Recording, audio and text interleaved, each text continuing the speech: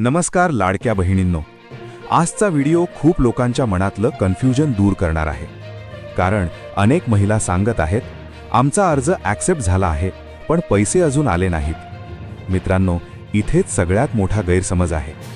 Accept आणि payment ready हे दोन्ही वेगळे स्टेजेस आहेत. हो, अर्ज ॲक्सेप्ट झाला म्हणजे तुम्ही स्कीमसाठी एलिजिबल आहात. पण अजून एक प्रोसेस बाकी असते, ती म्हणजे पेमेंट क्लिअरन्स. या स्टेजमध्ये सिस्टम तुमची माहिती पुन्हा चेक करतं. Aadhaar detail, bank linking, eligibility condition. जर या तिन्ही गोष्टी क्लिअर असतील तरच पेमेंट पुढे जातो. पण जर इथे काही मिसमॅच आढळला तर पेमेंट थांबतो. आणि म्हणूनच ॲक्सेप्ट झाल्यावरही पैसे येत नाहीत. मित्रांनो, म्हणून एक गोष्ट लक्षात ठेवा, ॲक्सेप्ट झालं म्हणजे काम संपलं नाही, तर खरी प्रोसेस तेव्हाच सुरू होते.